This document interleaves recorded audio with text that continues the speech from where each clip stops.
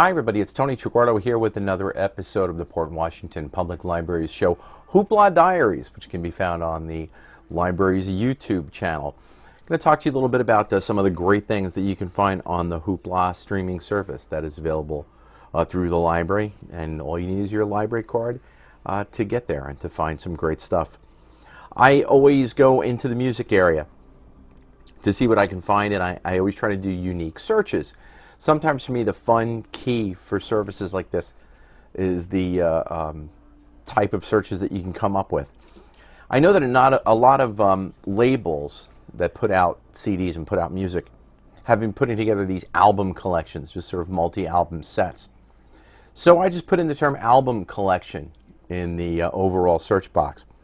And what I came up with was just this really interesting cross-section of music. I was able to listen to a folk artist from the 60s, Tim Buckley, father of Jeff Buckley.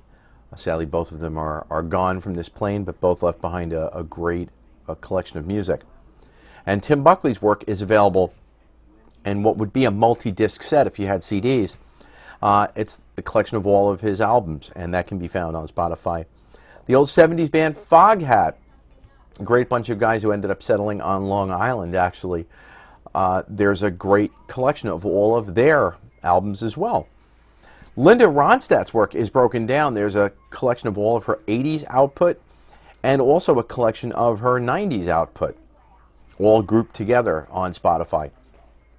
And there's one of Linda Ronstadt's friends and a member of the trio that she is part of, along with Dolly Parton, Emmylou Harris.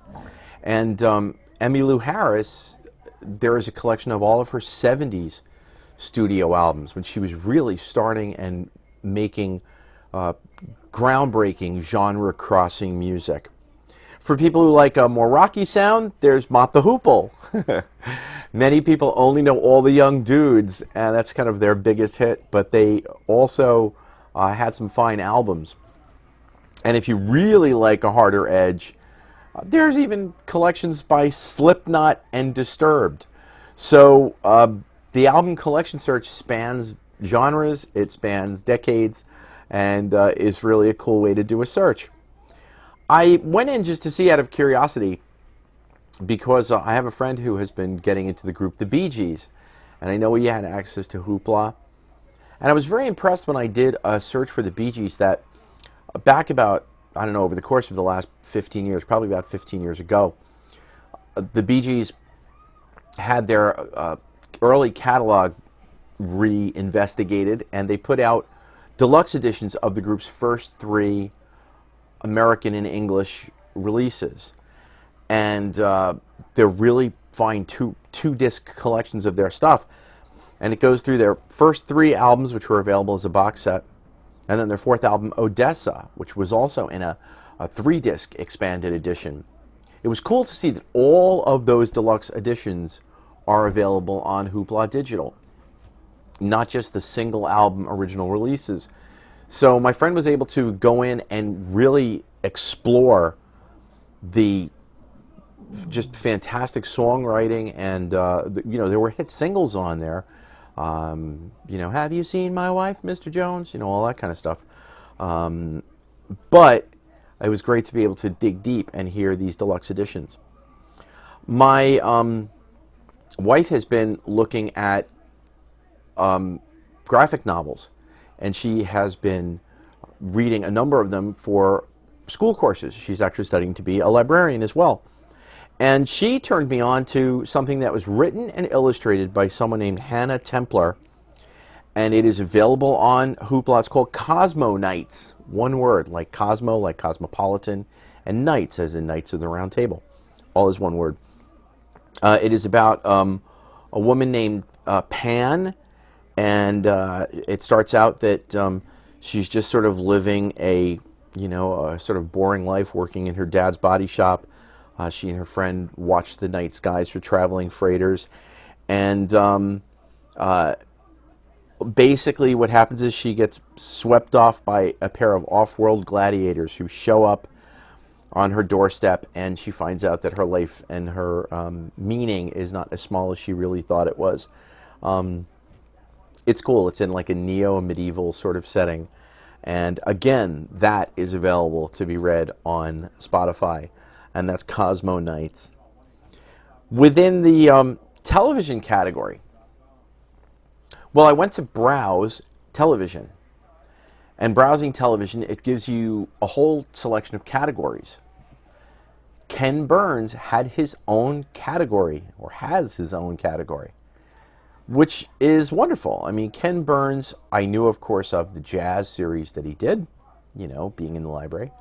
And I also knew that he recently did a country music selection, and I knew baseball, that he did baseball. But I forgot that he did a number of other films. Of course, when I'm in the library and browsing, you can see them, but here I was looking for something to watch on Hoopla, and Ken Burns has an incredible, it's 14 hours in 7 parts, called The Roosevelts, An Intimate History. And it covers Theodore Roosevelt, Franklin Roosevelt, and Franklin Delano Roosevelt, and Eleanor Roosevelt. And it's thorough, it's brilliantly directed and produced. It's Ken Burns, very well written, very thorough, but he always makes American history come alive, in my opinion, and this is no exception. Also, there's a 2-hour documentary that he did, short for Ken Burns, on Mark Twain. And American history is wonderful, but of course it's going to have its downside and its sad side. But Mark Twain, it's just a wonderful watch. It's a 2-hour Ken Burns film, and again, his quality is always top notch. There's another one called Empire of the Air: The Men Who Made Radio.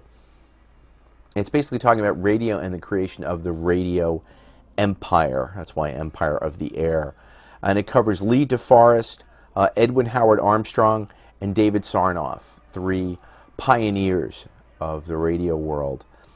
And that is just, again, a very fascinating, very well done documentary. Finally, I know that I've always liked old-time radio, and I've always liked and done and worked with radio theater. And we work at the library with the Port Washington Play Troupe, and they've done a lot of radio theater, and I've done some with them.